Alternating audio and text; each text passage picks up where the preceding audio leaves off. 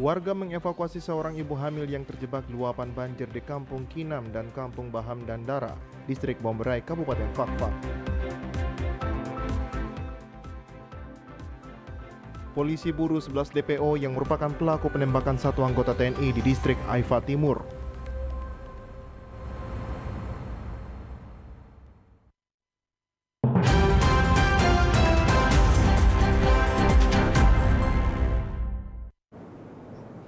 Salam jumpa pemirsa, senang sekali saya Maria Talimbekas dapat kembali menjumpai Anda dalam program Berita Papua Barat hari ini. Sejumlah informasi di Papua Barat akan kami hadirkan untuk Anda. Inilah berita selengkapnya. Pemirsa, sejumlah warga mengevakuasi seorang ibu hamil yang terjebak luapan banjir di Kampung Kinam dan Kampung Baham dan Dara Jalan Nasional Kayuni, Distrik Domberai, Kabupaten Fakfak, Papua Barat. Cuaca ekstrim dan hujan lebat yang terjadi di hampir seluruh Kabupaten Fakfak menyebabkan beberapa kampung di Distrik Bomberai tergenang banjir. Banjir ini terjadi akibat luapan Kali Bomberai yang meluap dan menyebabkan longsor di beberapa titik. Selain itu, beberapa ruas jalan nasional juga tergenang banjir dan lumpur. Bahkan seorang ibu hamil harus dievakuasi oleh warga setempat karena terjebak banjir. Hal tersebut diakui Aibda Salim Gonegoai, salah satu anggota Polsek Bomberai yang ikut membantu saat jalannya proses evakuasi. Aibda Salim menjelaskan, pihaknya bersama masyarakat harus menggotong ibu hamil tersebut sejauh 200 meter untuk mencari kendaraan yang hendak ke Kabupaten Fakfak. Mengingat saat itu, ketinggian air yang meluap mencapai 2 meter. Kami melihat situasi yang sangat tidak memungkinkan untuk kendaraan melewati banjir tersebut, sehingga saya selaku pihak keamanan, dalam hal ini anggota Kanit Polsek Bomberai, mengambil langkah persuasif dengan bersama-sama dengan masyarakat sekitar yang ada di tempat untuk mengeksekusi ibu hamil yang dimana air ketubannya telah pecah, sehingga kami mengambil langkah tersebut demi menyelamatkan nyawa yang bersangkutan. Sementara itu, Sapari, salah satu anggota RAPI, mengatakan air yang belum juga surut menyebabkan puluhan kendaraan yang hendak ke Bomberai terjebak. Yang ada di Mandasin ini adalah titik terakhir di arah kota. Tadi malam saya dengan beberapa teman yang ada di Lorong Kaviar, sekitar 15 unit kendaraan terjebak di situ.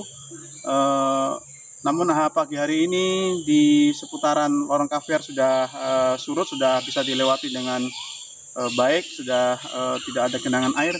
Namun timbul satu masalah lagi, ini adalah genangan air di Mandasin yang cukup jauh sekali. Ini saya di ujung aja sudah mau melewati batas lutut saya. Ini di sini ada beberapa mobil yang terjebak, tidak bisa melewati areal banjir Mandasin. Tidak hanya banjir, cuaca ekstrim yang terjadi di Kabupaten Fakfak, Papua Barat menyebabkan sejumlah rumah warga yang berada di beberapa kampung di Distrik Fakfak Timur ikut terendam oleh air pasang. Dari Fakfak, Frans Tamayala, TVRI Papua Barat melaporkan. Pemirsa, polisi buru 11 DPO yang merupakan pelaku penembakan satu anggota TNI di Distrik Aifa Timur Tengah, Kabupaten Maibrat yang terjadi pada tanggal 20 Januari 2022 lalu. Demikian disampaikan Kabid Humas Polda Papua Barat Kombes Pol Adam Irwindi saat memimpin press release Kamis 24 Februari 2022 di Inggandi Beach, Manokwari.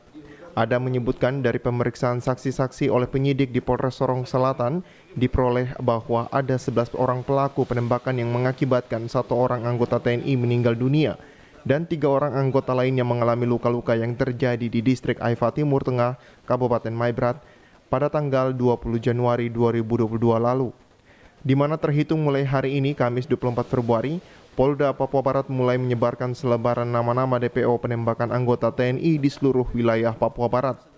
Kami juga akan merilis DPO para pelaku kejadian yang melakukan penembakan terhadap personil TNI AD di Sorong Selatan yang menyebabkan gugurnya satu prajurit TNI AD dan 3 prajurit lainnya luka-luka pada tanggal 20 Januari 2022.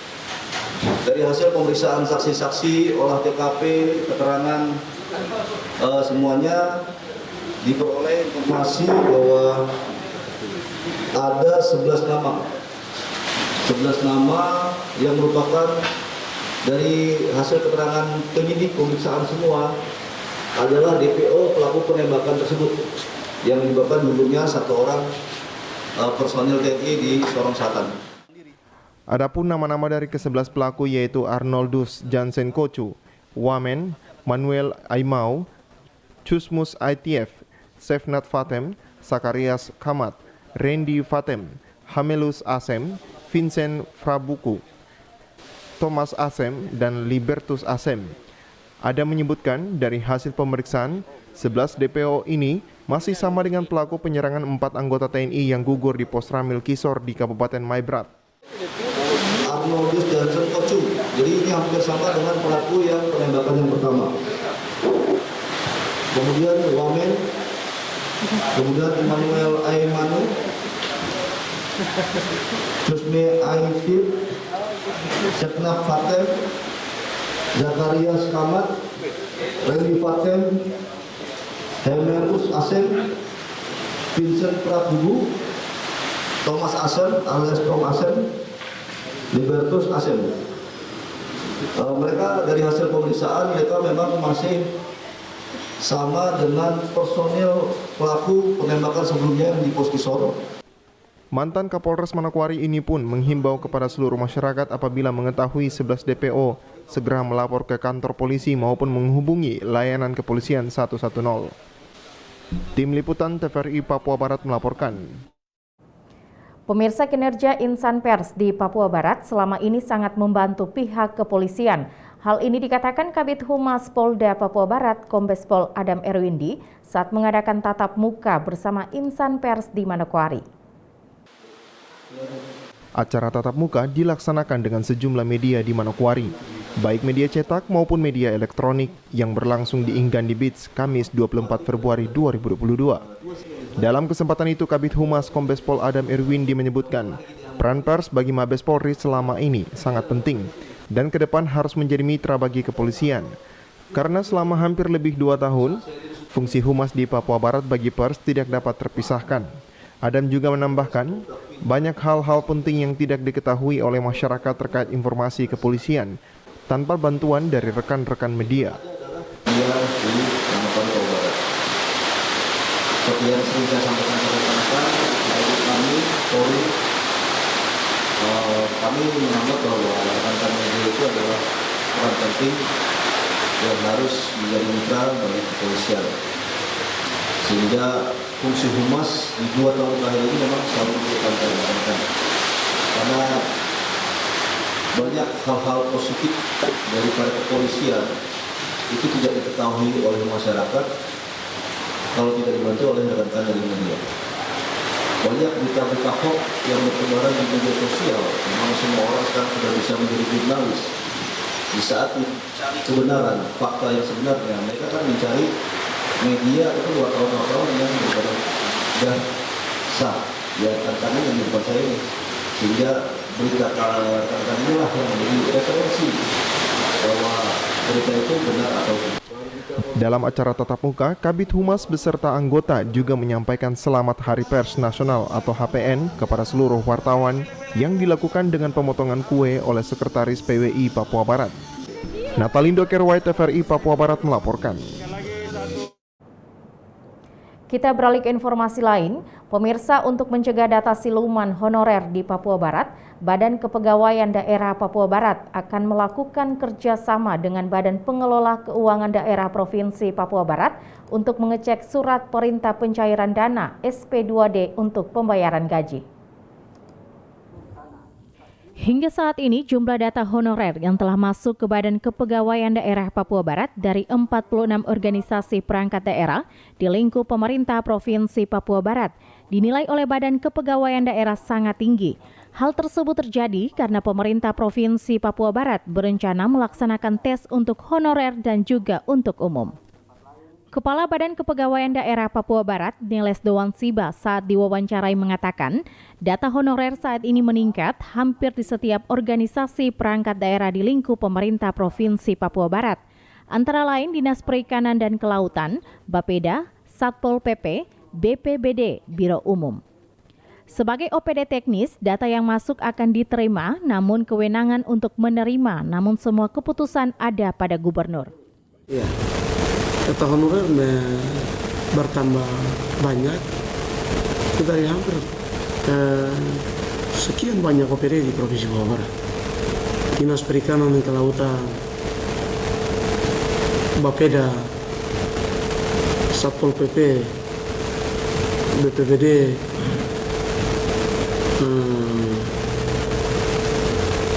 itu yang punya data lebih data lebih tinggi. Nah, data-data sedang dari OPD lain juga yang kami tidak menyebutkan. Ya, Biro Umum punya data lebih tinggi. Nah, kami sebagai OPD teknis yang menerima data mereka, ya secara de facto-nya ya kami tetap menerima dan menghimpun. Dan kami tidak punya kewenangan untuk memutuskan bahwa mereka semua diterima. Yang punya kewenangan untuk menerima mereka masih ada pimpinan yang ada di atas kami. Lebih lanjut disampaikan, pegawai honorer yang akan diangkat yang telah bekerja dari tahun 2011 hingga tahun 2019 dan data yang ada saat ini sudah melebihi. Sehingga BKD Papua Barat telah melakukan komunikasi bersama Badan Pengelola Keuangan Daerah untuk melihat surat perintah pencairan dana SP2D untuk pembayaran gaji. Menurut anjuran Bapak Gubernur dan Bapak Sekda, melalui Bapak Sekda, itu tenaga honorer yang sudah berkarya di Provinsi Papua Barat dari tahun 2011 sampai dengan 2019. Ya, itu yang dilihat. Ya. Tetapi kita lihat data yang ada, itu sudah melebihi. Ya, oleh sebab itu kami juga sudah minta untuk membuktikan kebenaran, kami bekerja sama dengan Badan Keuangan Daerah Provinsi Papua Barat.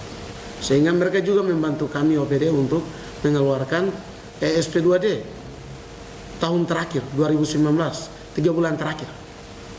Kita membuktikan bahwa pegawai honor dari sejumlah 46 OPD di Provinsi Papua Barat itu sesungguhnya yang bekerja sebagai honor itu berapa sih?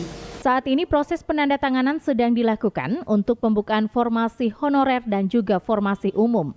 Diharapkan semua proses dapat berjalan lancar sehingga dalam waktu dekat pembukaan penerimaan CPNS di Provinsi Papua Barat dapat dilakukan. Jimmy Tabisu, TVRI Papua Barat melaporkan. Pemirsa, pemerintah Kabupaten Sorong menerima penghargaan Universal Health Coverage dalam program Jaminan Kesehatan Nasional dan Kartu Indonesia Sehat tahun 2021 dengan telah terdaftarnya lebih dari 98% penduduk Kabupaten Sorong, Papua Barat. Pemerintah Kabupaten Sorong dianugerahi piagam penghargaan UHC Non-Cut-Off dari BPJS Kesehatan pada kegiatan penandatanganan perjanjian kerjasama program JKN KIS antara pemerintah Kabupaten Sorong dengan BPJS Kesehatan Cabang Sorong Rabu 23 Februari yang berlangsung di Gedung Pendopo Kediaman Bupati Sorong. Kegiatan tersebut dihadiri langsung Direktur Jaminan Pelayanan Kesehatan BPJS Kesehatan Dr. Lili Kresnowati, didampingi PLH Asisten Deputi Bidang SDM Umum dan Komunikasi Publik BPJS Kesehatan, Kedeputian Wilayah Papua dan Papua Barat, Mitra Akbar dan Kepala BPJS Kesehatan Cabang Sorong Gilang Yoga Wardanu. Secara langsung menyerahkan piagam penghargaan yang diterima oleh Wakil Bupati Sorong Sukaharjono. Wakil Bupati Sorong Sukaharjono menyambut baik kegiatan penyerahan piagam UHC Non-Cut-Off. Menurutnya, ini merupakan hasil dari sinergi yang baik dengan BPJS Kesehatan sehingga dapat tercapai UHC di wilayah Kabupaten Sorong. Dia menjelaskan sebuah daerah perlu melindungi warganya melalui jaminan kesehatan dengan harapan rakyat cerdas, sehat, dan sejahtera. Dengan adanya program JKN KIS menjadi satu capaian yang sangat penting untuk kesejahteraan masyarakat Kabupaten Sorong. Wakil Bupati berharap penghargaan dari pihak BPJS Kesehatan ini memberikan motivasi untuk pemerintah daerah Kabupaten Sorong agar semakin maksimal lagi. Maka capaian ini menjadi satu nilai yang positif yang dinilai dari BPJS Pusat bahwa kepedulian pemerintah Kabupaten Sorong betul-betul mempunyai niat baik untuk memberikan pelayanan BPJS Kesehatan yang ada di Kabupaten Sorong. Kami berupaya semaksimal mungkin sesuai dengan visi misi Bupati Kabupaten Sorong cerdas, sehat, sejahtera. Ini tidak lain campur tangan pemerintah daerah untuk menganggarkan BPJS Kesehatan ini betul-betul bisa mencapai target kepada warga masyarakat kami. Sementara itu, Direktur Jaminan Pelayanan Kesehatan BPJS Kesehatan Dr. Lili Kresnowati mengatakan, BPJS Kesehatan berupaya mengoptimalkan peran dan dukungan pemerintah daerah dengan mendaftarkan penduduknya menjadi peserta JKN KIS yang diharapkan juga dapat mendorong peningkatan cakupan kesepakatan penduduk Indonesia untuk mencapai UHC.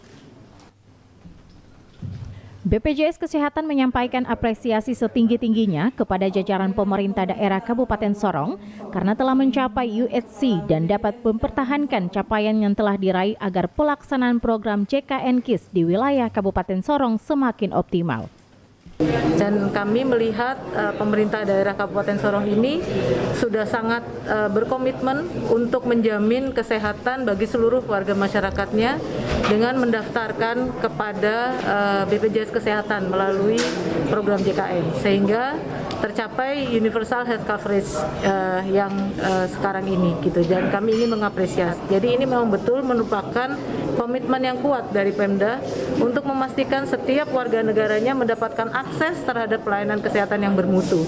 Dan kami dari BPJS Kesehatan sangat mendukung dan mengapresiasi komitmen pemerintah ini dengan memberikan penghargaan. Ini mungkin penghargaannya hanya simbolis, tapi kami harapkan wujud nyatanya adalah sinergi antara BPJS Kesehatan dengan pemerintah daerah untuk memastikan setiap warga negaranya mendapatkan layanan kesehatan yang bermutu tadi. Kunjungan Direktur Jaminan Pelayanan Kesehatan BPJS di Sorong, selain menyerahkan penghargaan UHC terhadap pemerintah Kabupaten Sorong, juga akan diberikan kepada pemerintah Kota Sorong. Dari Sorong, Michael Jasman, TVRI Papua Barat melaporkan. Sementara itu pemirsa, dalam kunjungannya ke Sorong, Direktur Jaminan Pelayanan Kesehatan BPJS Kesehatan, Dr. Lili Kresnowati, berkesempatan mengunjungi Puskesmas Remu Kota Sorong untuk memastikan digitalisasi pelayanan seperti antrean online, pemanfaatan NIK sebagai identitas peserta jaminan kesehatan nasional. Direktur Jaminan Pelayanan Kesehatan BPJS Kesehatan, Dr. Lili Kresnowati, didampingi PLH Asisten Deputi Bidang SDM Umum dan Komunikasi Publik BPJS Kesehatan Kedeputian Wilayah Papua dan Papua Barat, Mitra Akbar dan Kepala BPJS Kesehatan Cabang Sorong Gilang Yoga Wardanu, mengunjungi Puskesmas Remu Kota Sorong, Papua Barat, Rabu 23 Februari 2022. Dalam kunjungan itu, Direktur Jaminan Pelayanan Kesehatan BPJS didampingi Kepala Puskesmas Remu Sorong. Puskesmas Remu adalah salah satu puskesmas yang sudah menerapkan pendaftaran melalui online bagi para peserta JKN yang akan berobat di puskesmas tersebut. Dalam kesempatan itu, Direktur Jaminan Pelayanan Kesehatan ikut memantau pelayanan di Puskesmas Remu, sekaligus memastikan digitalisasi pelayanan seperti antrean online, pemanfaatan NIK sebagai identitas peserta JKN. Dr. Lili Kresnowati mengatakan, sistem pendaftaran online masih perlu ditingkatkan lagi agar bisa tercapai digitalisasi layanan. Karena JKN Mobile itu sangat baik dengan beberapa fitur yang sangat menguntungkan dengan para peserta. Menurutnya, digitalisasi perlu ditingkatkan karena Kota Sorong sudah maju dengan akses jaringannya yang sangat bagus bila layanan digitalisasi tidak memanfaatkan teknologi. Tadi terkait dengan pemanfaatan JKN Mobile untuk antrian online, gitu ya. Jadi kelihatannya memang masyarakat di sini masih perlu dibangkitkan lagi semangatnya untuk melakukan digitalisasi layanan. Karena JKN Mobile itu sangat baik dengan beberapa fitur yang menguntungkan bagi peserta. Jadi tadi sudah bicara dengan Dr. Karis, kita memang perlu nih meningkatkan yang namanya digitalisasi layanan. Karena Kota Sorong ini kota yang maju, jaringan juga bagus. Sayang sekali ya kita nggak memanfaatkan teknologi untuk bisa mempermudah layanan kesehatan kita. Dari Sorong, Michael Jasman, TVRI Papua Barat melaporkan. Pemirsa, informasi tadi sekaligus menutup jumpa kita dalam program Berita Papua Barat hari ini. Kami tetap mengajak Anda untuk mencegah penyebaran COVID-19 dengan cara memakai masker, mencuci tangan pakai sabun dengan air yang mengalir, menjaga jarak, menjauhi kerumunan, serta membatasi mobilitas dan bersedia divaksin sesuai kebijakan pemerintah. Indonesia pulih karena aku, Indonesia pulih karena kamu, Indonesia pulih karena kita. Mewakili kerabat kerja yang bertugas, saya Maria Talim Bekas mengucapkan terima kasih dan sampai jumpa.